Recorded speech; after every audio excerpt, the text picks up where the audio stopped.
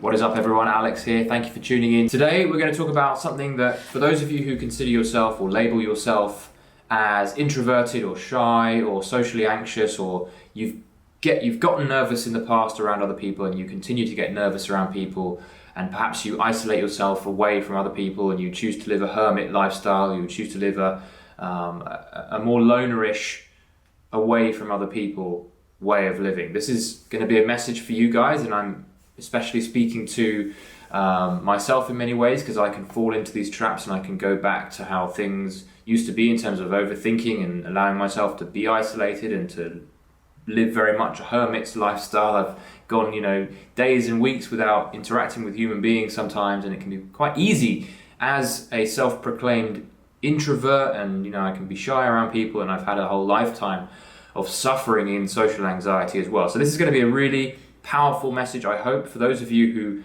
find yourself in a similar boat in terms of experiencing varying degrees of anxiety, and this depends obviously on who I'm speaking to here. But for those of you who have experienced this kind of thing, this will be most human, so I like to think that this is going to be relevant for a lot of you guys. This might not be the most appealing or inviting sounding thing, at least initially, for those of you guys who have been socially anxious. This might not be what you want to hear, but on the other hand, given some processing of what I'm talking about and lowering your defenses for a minute and being open to what I'm telling you, what you will see is that what I'm saying is actually an encouragement of how there is a positive way of looking at things. Basically, it doesn't have to be something that you reject and something that blocks you off from enjoying your fullest life. What I'm telling you is something that is going to help those of you who consider it and act on it and see it as actually a good thing. So let's talk about the first thing of what I'm getting at here, which is, if you are socially anxious and you've lived a life of social anxiety, it's very tempting, as I said earlier, to want to isolate yourself, to want to avoid the pain that we associate with human interaction, right? Like, we fear judgment and we fear the rejection and we worry about what other people are going to think of us, especially in an acute way that people who experience social anxiety do. It's very easy to want to isolate yourself, and what I'm going to tell you here is that this isn't what you want to be doing. You want to be careful about making that decision to make life easier for yourself by choosing decreased social interaction and hiding away and being avoidant and choosing a life that's perhaps behind closed doors more and being more of a hermit. It's very easy to want to be drawn to get out and to leave and to hide and to minimize, and I get this, it's a very human want to minimize pain that social interaction can create in us. And I'm here to tell you that you really don't want to be going down that route. I'm not telling you now that you should be an extrovert and you should become a social butterfly and you should go out and party and extrovert and go to social events and conferences and cocktail parties all the time. But I'm telling you that it is not going to help you to isolate yourself. Ultimately, we're all connected, we're social beings, you've heard it all before, and we need to have a certain degree of human interaction. And not only that, but I would say a sense of growth in that area, a sense of continual, not necessarily building of confidence, because I find that confidence is overrated. I think it's more about revealing the inner consciousness and connectedness we already have with the people and things around us.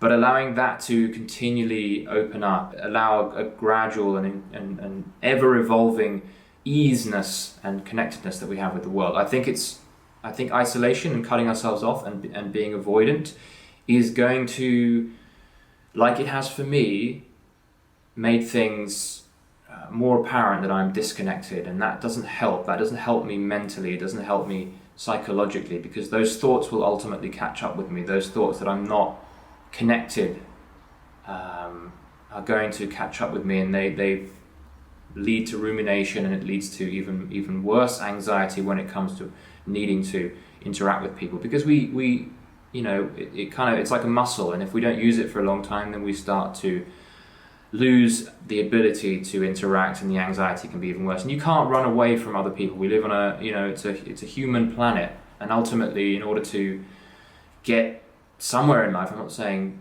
we need to strive to do certain things according to social values and social programming, but it helps to at least know that you're able to connect with humans without overthinking things and reacting. Isolation won't help. It'll only lead to more of a sense of shame, and it'll only drive the very things that created anxiety and unnecessary irrational thinking around other people in the first place. So what you want to be doing, you want to be finding a way to get real with yourself and realize that there is resistance in you, and there are stuck emotions and stuck energies and traumas that are inside you that need some processing. And isolating yourself will not help with that. So the way I see it is that there are two things to turn to when you find yourself getting socially anxious and you realize that isolation isn't going to help you. I mean, if you're introverted, there's obviously a different way that we tend to gain and lose energy in the world in terms of our interactions with other people, and we don't need to do as much interaction to have that sense of fuel of energy as extroverts do. But there is still a need to connect, and it might mean that we connect with more one-to-one interactions and have more deeper conversations, whatever it is that suits you. You can't cut that out entirely. So you want to be thinking in terms of how can you find that inner confidence that you have been closing up to when you are around other people. You need to continually turn back to connection. There was a book by, I think, Johan Hari is his name, Lost Connections, where he talks about like how whenever we have addictions or irrational behaviors or really bad habits, or we get depressed, we get anxious, it's an indication of a lack of connectedness. The opposite of addiction, he says, is connection. So if we have anxiety, if we have social anxiety, in a way we are addicted to our thinking. And the way to overcome that, the way to release ourselves of those negative thoughts is certainly consciousness is one thing, being present, but we have an innate need, I think, as humans to connect. And that doesn't mean, again, that we have to go partying and do tons and tons of social activities. It just simply means that by closing yourself up and isolating yourself. So we want to find a way to not close us off from connection. And another thing I would add to that is that whenever we have a fear of something, it's usually an indication of what we're actually passionate about. So this could be something really interesting for you to perhaps rediscover, is that if you have a fear, an irrational fear of anything, and if it's a fear of being judged or a fear of someone rejecting you, for me in any case, I know that this fear that I've developed over the years has been an indication of what I'm really passionate about, which is connecting with people. And I would go as far as saying that people with social anxiety, people who get nervous around other people, are those people who have a passion, a particularly acute and not refined, but a strong passion for connecting with other people. It is a gemstone that's within you that's not yet polished. It's a passion within you that's not yet caught on fire, but it's there. It's showing you what you deeply yearn for, and that's a need, a want to connect. So rediscover that. Realize that actually your fear of other people is an indication of your passion for connecting with other people, conversing and moving other people as well. Really realize here that your nervousness around people, your anxiety, is not an indication to you, as I for many years thought, that you are not meant to be around other people. It's not an indication that you should live a life on an island without interacting with other human beings. That's not the message it's giving you. If you feel fear around people, it's not because you are not suited to other people. It is potentially and very likely to be the very opposite of that. If you feel fear around people, it's an indication that you were meant to connect with other people.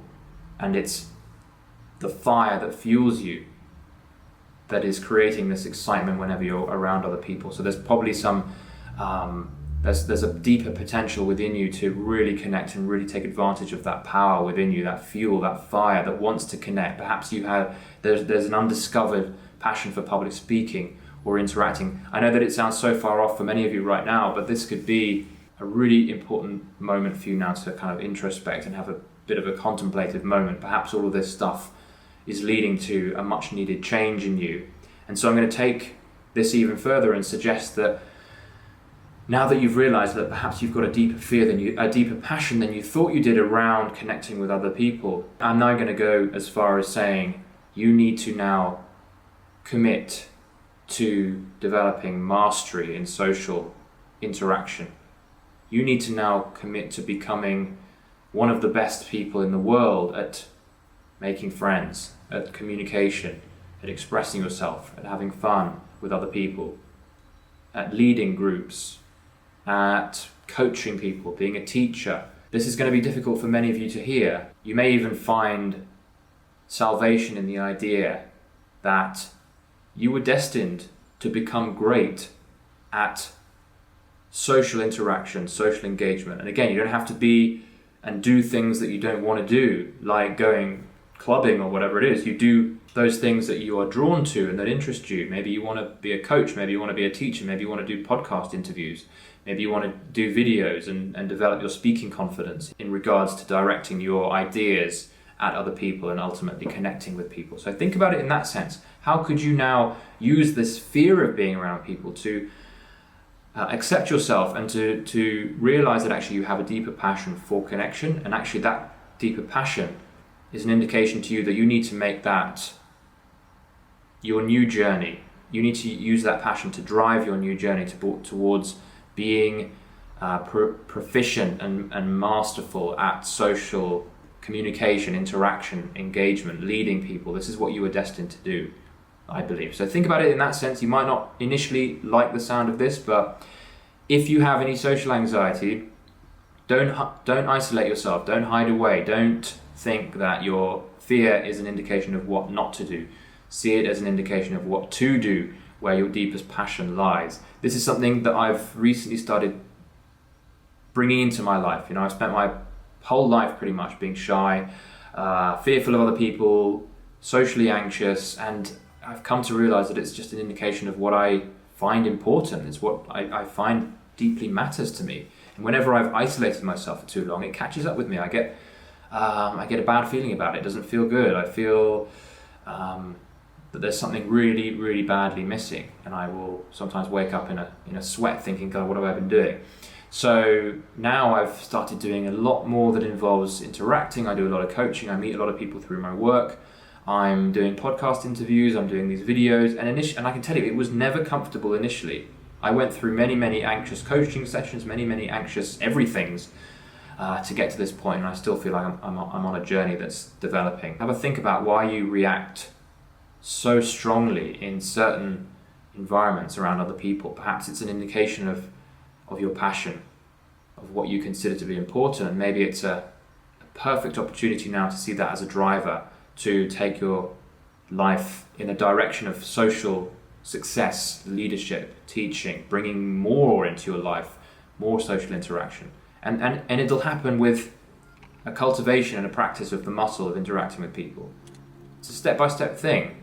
But if you can commit to that, suddenly, a lot of the anxiety is going to go just by simply committing to connection rather than isolation and detachment. Hope that helped, guys. See you in the next video.